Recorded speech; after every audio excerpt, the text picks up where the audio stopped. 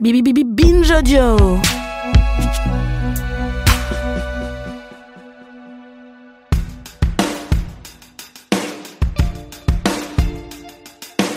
L'année 2025 a débuté avec un revirement inattendu. Alors qu'on s'était habitué à voir les spectacles de Dieudonné annulés avec régularité en raison de ses très nombreuses sorties de route antisémites et de ses condamnations tout aussi nombreuses, le tribunal administratif de Paris a finalement décidé d'autoriser la tenue de Vendredi 13, un spectacle qui doit son titre, vous l'avez deviné, aux attentats de 2015. Initialement, il avait été interdit par la préfecture de police. Officiellement, il s'agira du dernier tour de piste de Dieudonné, ou plutôt dernier tour de bus, puisque c'est dans ce véhicule qu'il se produit, peu de salles ayant envie de l'accueillir. Une dernière occasion aussi pour lui de jouer sa partition préférée, celle du martyr, de la victime expiatoire d'un système dont il aurait osé dénoncer les vices et qui le lui aurait fait payer chèrement. Ça, c'est la version qu'il adore répéter. La réalité, on va essayer de vous la raconter dans cet épisode écrit par David Caron. Je suis Thomas Rozek et vous écoutez Programme.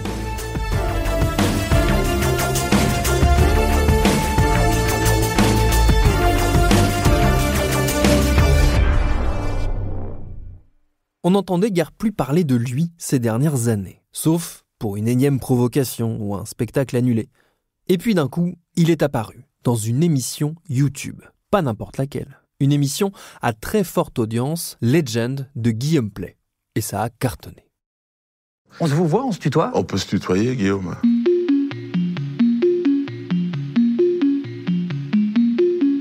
Tout dans cette histoire sans le prétexte à plein nez. Tout commence quelques semaines auparavant par une interview chez le même Guillaume Pley d'Elysée Moon, l'ancien compère de Dieudonné. L'humoriste revient sur ses premières années avec son complice et il raconte comment ce dernier a tout gâché, leur duo, leur amitié, leur succès. C'était lui qui produisait le duo et franchement, je pense qu'il j'ai pas été payé comme je devais être payé. Enfin, c'est un homme d'argent, hein, Dieudonné.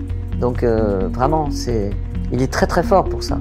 C'est tellement vieux maintenant, il y a prescription, mais je me sentais pas, je me sentais un peu arnaqué, quoi. On aurait pu en rester là, mais Dieudonné demande un droit de réponse. Il estime qu'Elysée Moon n'a pas dit la vérité et il veut donner sa version de l'histoire. Pourquoi pas ? C'est une pratique courante dans les médias. Elle est strictement encadrée et une chose importante à savoir, c'est que le droit de réponse doit être proportionnel à la mise en cause. À la radio et à la télévision, le message ne peut pas dépasser 30 lignes dactylographiées et 2 minutes d'antenne. Bon, comme on est sur Internet, on fait ce qu'on veut, mais l'esprit devrait être le même. En gros, 3 minutes 30 de propos d'Elysée Moon sur Dieudonné, ça doit donner 3 minutes 30 de réponse de Dieudonné. Mais là, ça n'est pas ce qu'il s'est passé. 3 minutes 30 d'Elysée Moon ont donné plus d'1 heure d'entretien de Dieudonné, dont la partie strictement droit de réponse commence à partir de la minute 45. Ça fait longtemps qu'on t'a pas vu sur un plateau. Ça fait un bout de temps. Ouais. Je suis sur scène, moi j'ai passé la plupart de mon temps à faire rire la France et je continue. Hein. Bref, tout ça ressemble davantage à un coup déguisé plutôt qu'à un vrai droit de réponse. Mais si on est un animateur qui cherche à faire des scoops, on peut comprendre Guillaume Pley. Ça faisait presque 20 ans que Dieudonné n'était pas apparu dans un média un peu mainstream et qu'il réservait sa parole à ses sphères complotistes amies ou à ses propres réseaux. Le coup est d'autant plus fort que l'animateur organise même un appel vidéo entre les deux amis fâchés depuis 30 ans. Et ils se parlent, ils se chambrent, une discussion sur le fil du malaise, et à la fin ça donne une vidéo qui atteint les 5 millions de vues.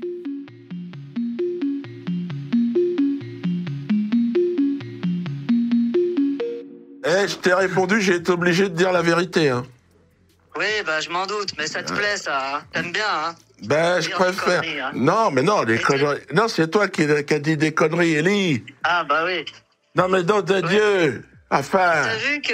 T'as vu que l'antisémitisme est à la mode en ce moment, donc t'es complètement à côté de la plaque. Pour Guillaume Pley, c'est un bon coup. Mais c'est surtout un bon coup pour Dieudonné, qui revient par la fenêtre alors que toutes les portes étaient fermées à double tour. Alors certes, on n'y a pas vu le Dieudonné ouvertement antisémite, même si on le sent toujours au bord de basculer dans l'allusion dégueulasse. Mais on y voit bien le Dieudonné toujours revêtu de ses habits de persécuté, de victime expiatoire d'un grand système mondial. Au fond, peu importe de savoir s'il a vraiment changé ou pas. Le voyage qu'il a entrepris il y a un peu plus de 20 ans n'a pas de ticket retour. Même s'il veut paraître assagi, sa lecture du monde reste la même. et ses motivations n'ont pas grand-chose à voir avec celles d'un martyr désintéressé.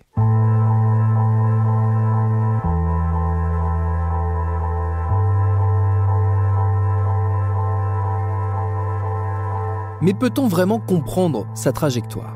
Pour ça, il ne sert à rien de relever jusqu'à la nausée toutes les horreurs qu'il a pu dire sous des prétextes de provocation. Il vaut mieux essayer d'identifier les moments de bascule. Quand on tente de se pencher sur son histoire, pour essayer d'en comprendre les ressorts, la première question à se poser, c'est la suivante. A-t-il été drôle un jour ? De l'avis de beaucoup de gens, il aurait été l'humoriste le plus doué de sa génération.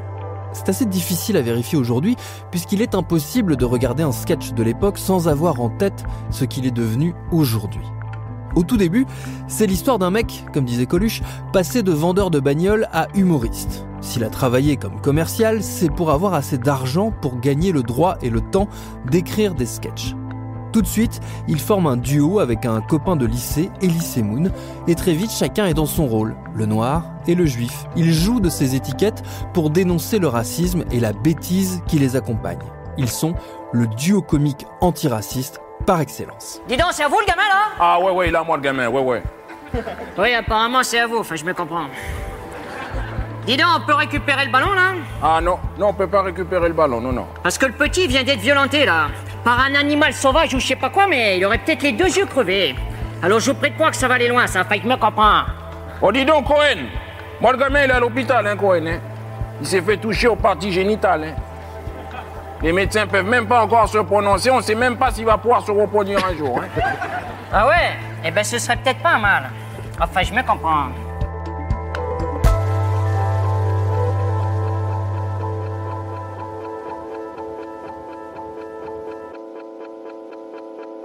C'est Pascal Légitimus, un des 3 inconnus, qui les repère en 1991 et propose de produire leur premier spectacle. C'est un succès phénoménal et le duo squatte la scène et la télévision.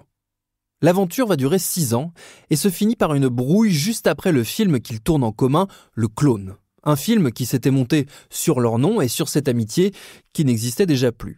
Pour Dieudonné, c'est un différend artistique qui a eu raison de leur duo. Pour Elie, c'est plutôt une question d'argent. Argent dont on verra plus tard qu'il tient une place centrale dans cette histoire. Voilà Dieudonné seul.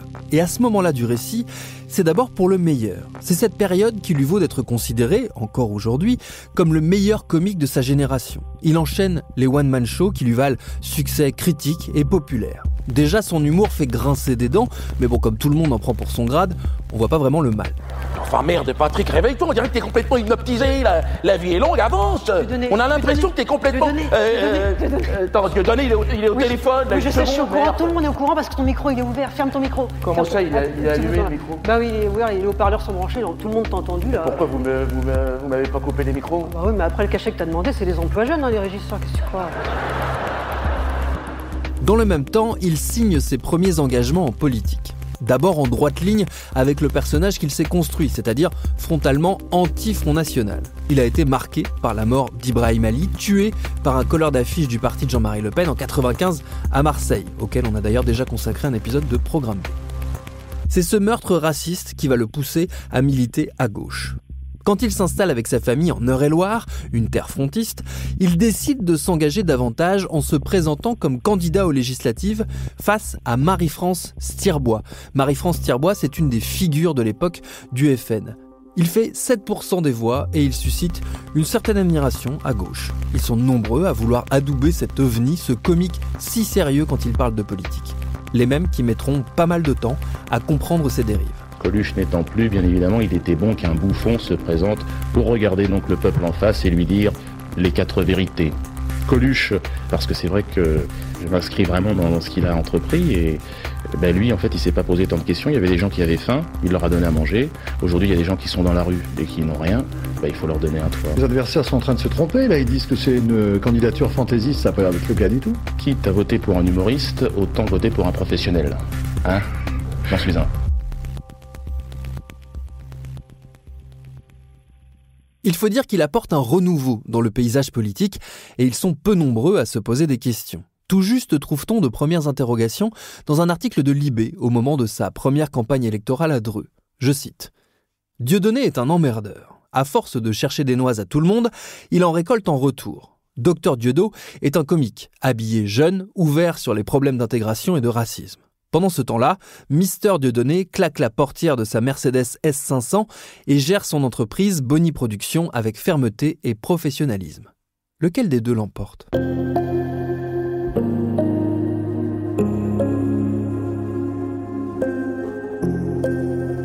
Pour le moment, il s'agit simplement de se questionner sur les objectifs réels de ses engagements. D'autant que côté politique, il continue d'incarner une figure de la gauche antiraciste et envisage même un temps de se présenter à la présidentielle en 2002.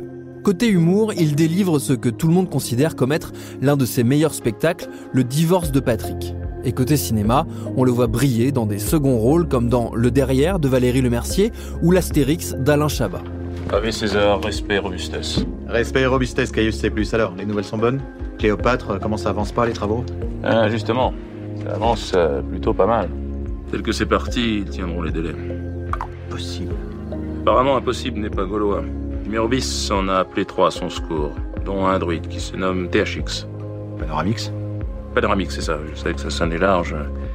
Et avec lui, un petit rusé, un gros monstrueux, Aikix et Journal du X. Ou Malcolm X. Mais un événement a priori pas si grave va jouer un rôle déterminant dans la suite de cette histoire. Depuis 2000, Dieudonné écrit un film autour de l'histoire du Code Noir, cette ordonnance de Louis XIV qui légifère et organise la traite des esclaves. Ardent défenseur, et qui pourrait d'ailleurs lui reprocher, de cette mémoire trop souvent oubliée, Dieudonné se rapproche de certains mouvements noirs radicaux. Sauf qu'en 2002, le Centre national de la cinématographie, le CNC, lui refuse une subvention pour produire le film qu'il a en tête. Un refus dont l'intéressé reconnaîtra plus tard qu'il a eu un rôle majeur pour la suite. Il accuse les sionistes, c'est lui qui le dit, du CNC de pratiquer 2 poids 2 mesures entre la mémoire de la Shoah et celle de la traite des Noirs. Jusqu'à présent, Dieudonné avait pratiqué quelques sorties un peu limites, mises sur le compte de son amour de l'outrance et de la provocation. Mais tout le monde était ciblé. Tous les extrémismes étaient dénoncés. Il n'y avait pas encore d'obsession contre les juifs. Cette fois, ça y est, la surenchère commence et elle ne connaîtra guère de répit. Alors on ne va pas lister et commenter chaque sortie antisémite de Dieudonné à partir de là, il y en a beaucoup, mais sachez qu'une mécanique rance se met en place, toujours sous prétexte de provocation puis de victimisation. Car s'il reste en odeur de sainteté au sein des milieux artistiques, ça ne va pas durer très longtemps. Son destin va se sceller un soir de décembre 2003 sur le plateau d'une émission de France 3 présentée par Marc-Olivier Fogiel. L'émission en question s'appelle « On ne peut pas plaire à tout le monde » et tout n'est pas de la faute de Dieudonné dans cette histoire. Dans cette émission, on cherche le clash, le buzz à tout prix. On demande à Dieudonné de faire un happening face à Jamel Debbouze. On veut de la provoque et il va en faire. On a un camarade à vous qui est venu dire qu'il fallait vraiment pas vous inviter. Il voulait vous le dire en face, mais il s'est quand même mis une cagoule parce qu'il hésitait. On va peut-être l'accueillir. Bonjour, merci de m'avoir invité. Monsieur Fogiel, oui ne me coupez pas la parole s'il vous plaît, c'est déjà assez difficile pour moi. C'est pas mon genre. Oui, je vais te la fermer, tu vas voir. Il arrive déguisé en colon israélien extrémiste, portant un chapeau de juif orthodoxe, une cagoule et un treillis militaire. Il a écrit un brouillon de texte dans les coulisses. La séquence est lunaire, les rires sont malaises. À la fin, il lance un appel aux jeunes de cité à rejoindre, je cite, « l'axe du bien, l'axe américano-sioniste » et il conclut par un genre de salut hitlérien ponctué d'un « Israël ». Sur le plateau, le seul à comprendre la gravité de la situation, c'est Fogiel qui cherche tout de suite à prendre ses distances. C'est un peu une improvisation peut-être, non ? Attendez. Mais après tout, j'accepte de vous rejoindre sur ce plateau. Avec Dieudonné, il est toujours borderline. Un cake écrit dans les coulisses. Avant d'entrer sur scène. Je suis super content de voir Dieudonné. J'ai jamais eu l'occasion de lui dire, là je te le dis, il y a la télévision, il y a le public, j'en profite. T'es le meilleur.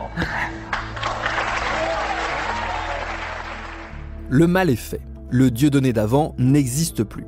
C'est une longue séquence complotiste et antisémite qui s'ouvre et elle n'est toujours pas refermée.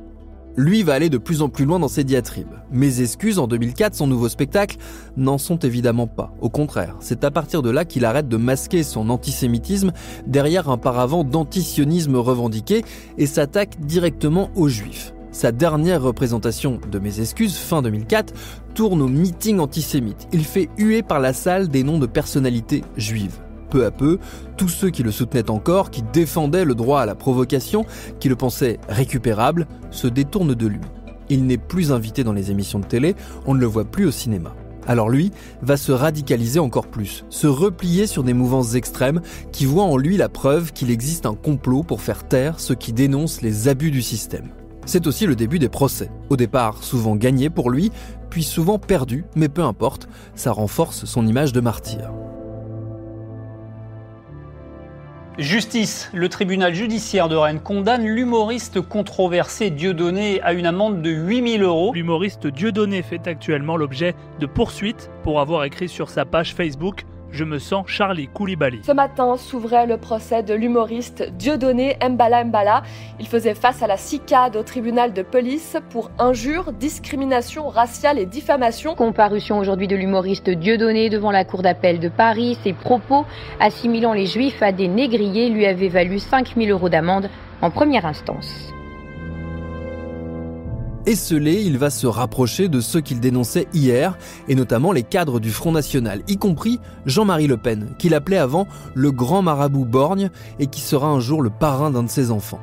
Celui qui initie ce rapprochement, c'est Alain Soral, intellectuel autoproclamé et tête de proue d'un nouvel antisémitisme. Les deux hommes se trouvent, ils ont au fond bien des points communs et ils vont faire la route ensemble, comme deux parias qui se tiennent chaud pour se sentir moins seuls. Parce que ça y est, Dieudonné ne peut plus compter sur ses anciennes amitiés et ses anciens soutiens. Il est devenu infréquentable, insoutenable. Ses derniers amis lui ont tourné le dos à regret, comme une impression de gâchis. Dieudonné se choisit alors une nouvelle famille et il va tout faire pour montrer qu'il y est heureux, épanoui, quitte à fréquenter les plus infréquentables. Mais peu importe, Dieudonné est embarqué dans une spirale inflationniste. Alors fin décembre 2008, pour la dernière d'un de ses spectacles, il organise une surprise. Il fait monter Robert Faurisson sur scène. Robert Faurisson, c'est un négationniste du génocide juif, condamné à plusieurs reprises pour incitation à la haine raciale et contestation de crimes contre l'humanité. Non seulement Dieudonné le fait monter sur scène pour lui remettre le prix de l'infréquentabilité et de l'insolence, mais ce prix est remis par un complice déguisé comme un déporté juif de camp de concentration. La salle est hilare et le tollé est immense. En France, Christine Albanel, la ministre de la Culture, se dit consternée ce soir après la nouvelle provocation de Dieudonné. Le parquet de Paris ouvre une enquête après la nouvelle provocation de Dieudonné. L'humoriste a déclenché la polémique en invitant sur scène l'historien Robert Faurisson, connu pour ses thèses négationnistes. Ces spectacles ne relèvent en rien de la création artistique. Il s'agit en fait de rassemblements politiques où il déverse sa haine. Vous dites spectacle, je pense qu'on ne peut plus qualifier l'activité de Dieudonné de spectacle. Cet érupteur haineux est dangereux pour la République. Ne rien faire, au nom du principe absolu de la liberté d'expression, c'est renoncer, c'est accepter. Cette hyper-médiatisation donne un écho et une tribune à Dieudonné qu'il n'aurait jamais eu. Dieudonné, c'est le héros de l'actualité politique et médiatique depuis 10 jours, et aujourd'hui, c'est une victime. Dieudonné, qui sera condamné pour cette mise en scène macabre, devient dès lors un point de ralliement d'une nébuleuse raciste, antisioniste, antisémite, qui va de l'extrême droite à l'ultra-gauche. On parle même de la dieudosphère. Il y est adulé. Tout ce petit monde se retrouve autour de l'idée qu'ils sont les seuls à comprendre le grand complot qui mène la planète. Il leur manque un signe de ralliement, de reconnaissance. Et c'est Dieudonné qui va leur servir sur un plateau la quenelle. Ce geste se veut une variante du bras d'honneur, à la fois salut fasciste inversé et allusion au fist-fucking. Il s'agit à la base d'un simple effet se voulant comique. Dieudonné l'utilise sur scène dès 2005, mais ce n'est que progressivement que la quenelle va se partager de manière affichée ou non, et elle va devenir une pratique très prisée. Le problème, c'est que sous des allures de gestes anti-système, elle cache une connotation antisémite que beaucoup ne veulent pas voir. De nombreux sportifs, comme Tony Parker ou Teddy Riner, se font piéger, essayant d'abord d'arguer de la signification anti-système avant de revenir en arrière pour le plus grand amusement de Dieudonné, trop heureux de pouvoir balancer ceux qui baissent leur froc devant le pouvoir. Rien ne va assez loin pour lui. À la fin des années 2000, il effectue plusieurs voyages en Iran et finit par rencontrer le président iranien Mahmoud Ahmadinejad, qui devient un ami selon lui. Quelques années plus tard, il lui remettra même une quenelle d'or. Pour tenter de définir qui est vraiment Dieudonné, il reste un élément important à aborder, l'argent. Et c'est là où l'image du martyr qu'il se donne ne colle pas. Des chercheurs expliquent que cette dimension économique est souvent totalement évacuée, notamment par Dieudonné lui-même, tant elle est en rupture avec la posture héroïque qu'il se donne et qui constitue un des fondements de son autorité. Le seul contre tous, c'est un positionnement marketing plus que le combat d'une vie. En 2014, le journal suisse Le Temps publie une enquête montrant que l'humoriste controversé, comme on dit, condamné à plusieurs reprises, a organisé un système pour ne pas payer ses amendes tout en continuant à gagner de l'argent. Il se produit dans de grandes salles, il gère les destinées du théâtre de la Main d'Or qui est devenu son refuge, il vend des tonnes et des tonnes de produits, des DVD, des t-shirts, des casquettes, des bonnets, des stylos et j'en passe. Et pour ne pas être saisi, il a tout mis au nom de sa femme qui gère ses affaires, des affaires qui sont très prospères au milieu des années 2000. Et le comble, c'est qu'il fait régulièrement appel aux dons pour payer ses factures. Et ça ne le gênera pas non plus de toucher de l'argent de l'Iran pour financer ses productions vidéo. Mahmoud Ahmadinejad, le glisseur de quenelle du siècle. J'ai commencé à l'apprécier, moi, à partir du moment où Bush, Merkel, Berlusconi, Blair, tout ce ramassis de merde s'était mis à lui cracher à la gueule. Je m'étais dit, c'est lui le patron. Donc, je lui envoie un CV.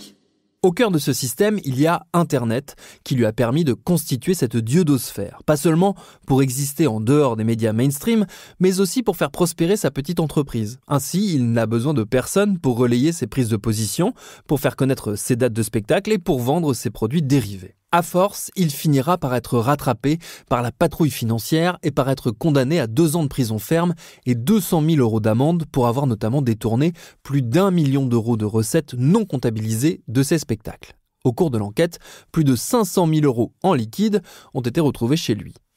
On a là tous les éléments qui constituent le personnage de Dieudonné. Personnage que lui-même a souvent tenté de distinguer de l'homme qu'il est, sans beaucoup de succès.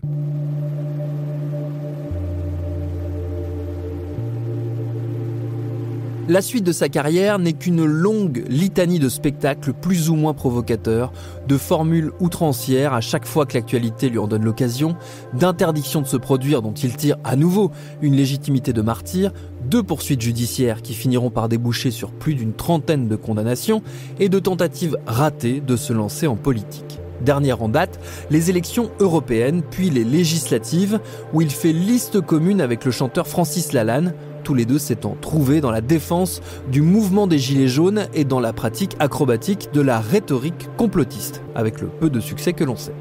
Bonjour, je me présente Dieudonné Mbala Mbala, numéro d'écrou 18759, candidat aux élections européennes 2024. Sur la liste France Libre. Oui, mais Francis, on a 1 minute 30, hein, donc j'essaie d'expliquer. Oui. Comme ceux qui votent pour nous sont de moins en moins nombreux, il faut absolument que ceux qui ne votent plus du tout se mettent à voter pour nous. Francis, 1 minute 30, on va pas y arriver, franchement. Oui. Arrivé à ce stade, il ne reste finalement qu'une seule question pour essayer de trouver la réalité de Dieudonné. Est-ce qu'il joue un rôle depuis le début ? Dans tout ce que nous avons raconté, rien ne nous permet de répondre par l'affirmative. Il n'a toujours été que l'ombre, le faire-valoir du personnage qu'il s'est créé.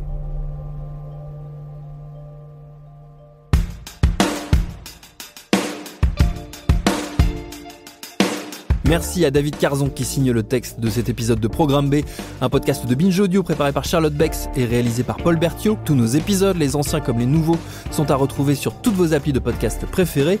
Cherchez-nous sur Internet si vous voulez nous parler et à très vite pour un nouvel épisode.